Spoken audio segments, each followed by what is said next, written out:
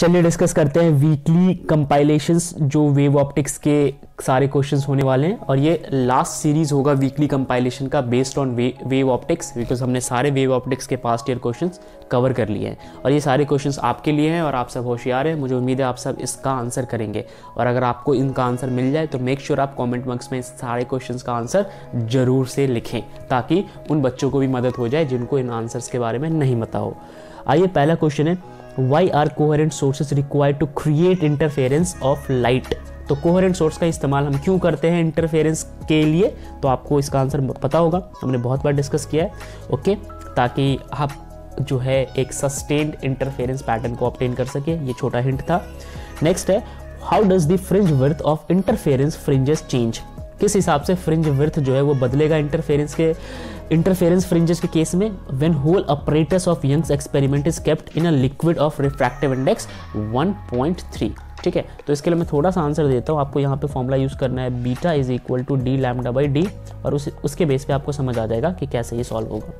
आगे बढ़े, डिस्कस करते हैं third question, how does the angular separation of interference fringes change? Angular separation किस हिसाब से इंटरफेरेंस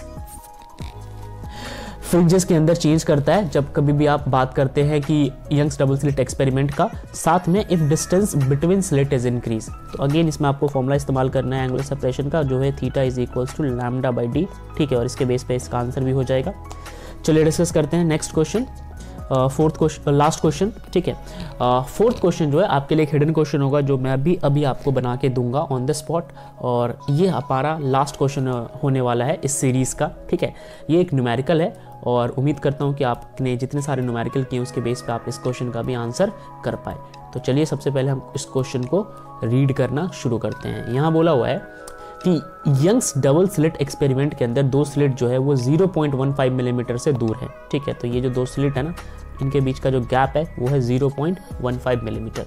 ठीक है, the two slit 0.15 millimetre apart are illuminated by monochromatic light, जिसकी वेवलेंथ जो है, यहाँ पे एक मोनोक्रोमैटिक लाइट है, इसकी वेवलेंथ है 450 नैनोमीटर। मान लीजिए इस प्रकार से मोनोक्रोमैटिक लाइट, ये गैप है 0.15 मिलीमीटर का, 15 mm का। Screen is 0 metre away. Okay, जो स्क्रीन है ना आपने बहुत करीब रखा हुआ है, मतलब 0 metre away from this slit. ठीक है, बिल्कुल पास में रख दिया ना, इसके ऊपर ही मान लो।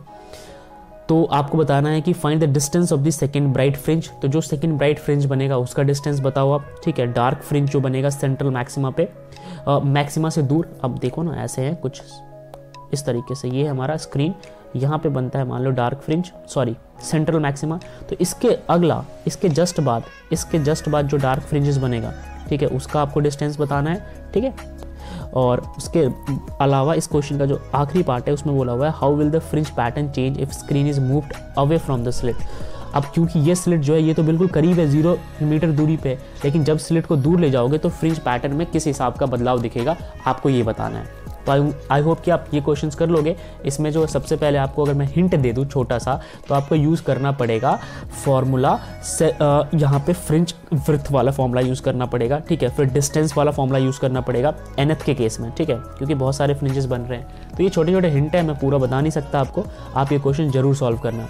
अब लास्ट क्वेश्चन मेरी ओर से आपके लिए वो ये है कि आपको एक कंडीशन है। ठीक है, कंडीशन क्या है कि हमारे पास ऐसे सेपरेशन पॉइंट होता है दो मीडियम का। ठीक है, तो ये मीडियम 1 है और मीडियम 2 है।